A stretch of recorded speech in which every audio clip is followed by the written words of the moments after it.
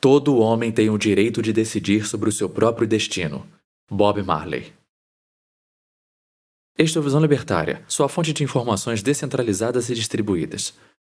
I Shot the Sheriff é uma música escrita por Bob Marley e lançada em 1973 no álbum Burning. O narrador conta como matou o xerife de sua cidade em legítima defesa e que agora estão armando para cima dele, o acusando de também matar o deputado.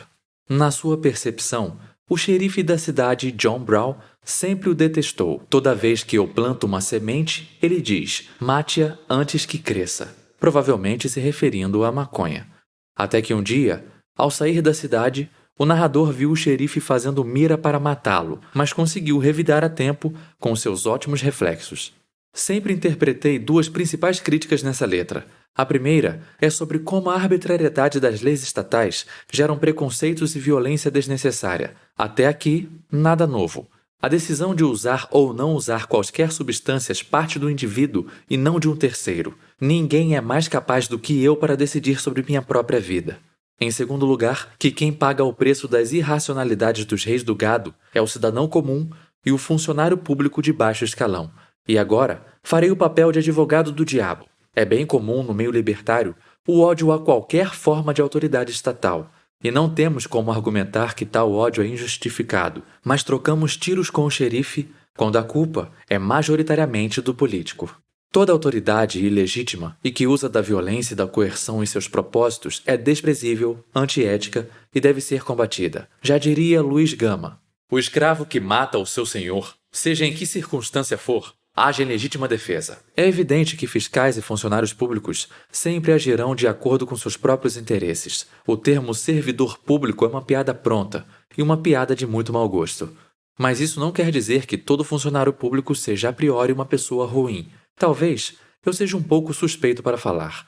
Meu pai foi policial militar no Rio de Janeiro durante a década de 1990, mas mudou de profissão quando a corrupção sistêmica se tornou insuportável e começou a lhe dar problemas de saúde, culminando em um ataque de ansiedade. Ele é um senhor de quase 60 anos e os assuntos mais comuns à mesa de jantar são política, economia e futebol. Somando isso ao fato de conhecer muitos jovens libertários, me leva à conclusão que o libertarianismo é uma visão de mundo moderna e devemos tratá-la como tal. Não é razoável imaginar que um árabe padrão do século I fosse um heliocentrista, ou que um europeu da Idade Média fosse um vegano. Simplesmente porque essas ideias não existiam ainda. Assim como na natureza, as novas ideias e modelos econômicos devem se chocar com os antigos para ocorrer a evolução, a permanência do mais apto.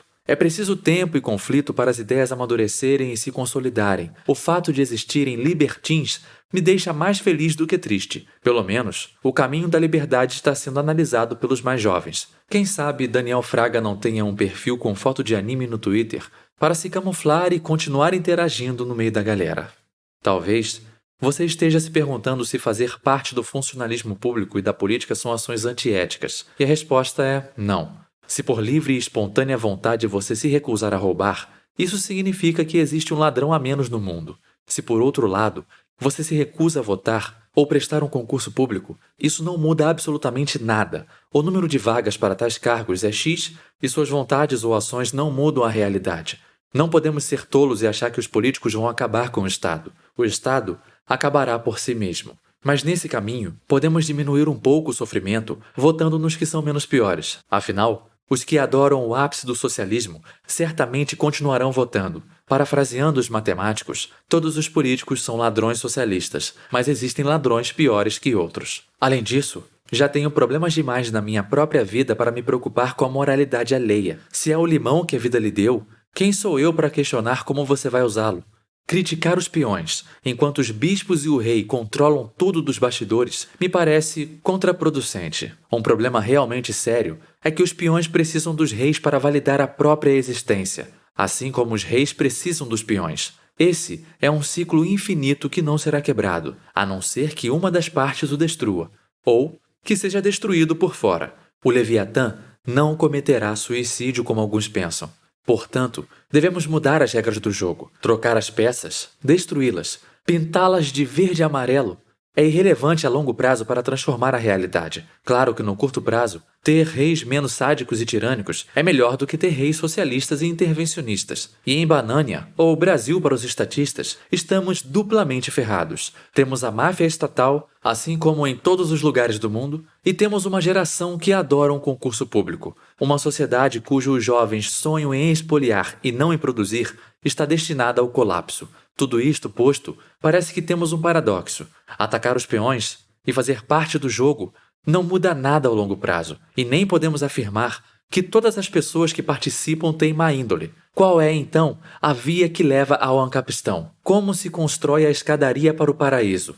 Eleger peças para mudar as regras não vai rolar, por mais que reforce, já que existem peças menos piores do que outras. O mesmo raciocínio é válido para o funcionalismo público. Por ora, as regras são essas. Ter libertários lá me parece melhor do que não ter. Se o presidente e todos os membros do STF fossem libertários, ainda não seria possível acabar com o monstro, mas talvez fosse possível impedir que ele devore o mundo de forma extremamente fácil e rápida, algo que tem acontecido nesses tempos de fraudemia.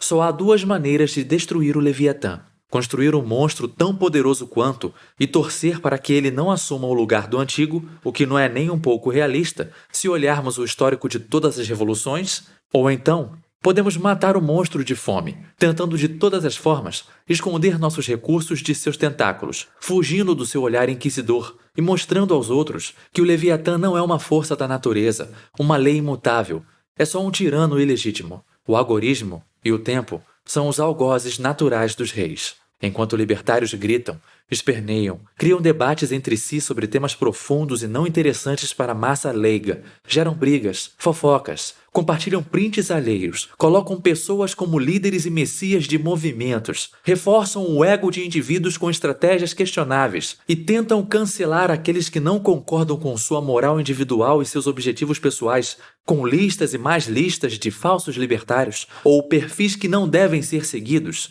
Mais e mais é possível ouvir as gargalhadas dos socialistas ao fundo.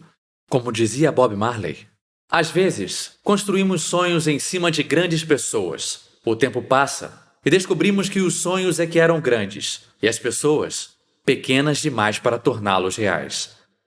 Obrigado por sua audiência. Esse artigo foi sugerido e escrito por Lelouch Convertido, revisado e narrado por mim, Leafar. Se você gostou deste vídeo, clique no ícone de curtir abaixo e compartilhe o vídeo em sua rede social. Se você deseja ser notificado de outros vídeos, clique em se inscrever e depois no ícone de campainha. Um abraço e até a próxima.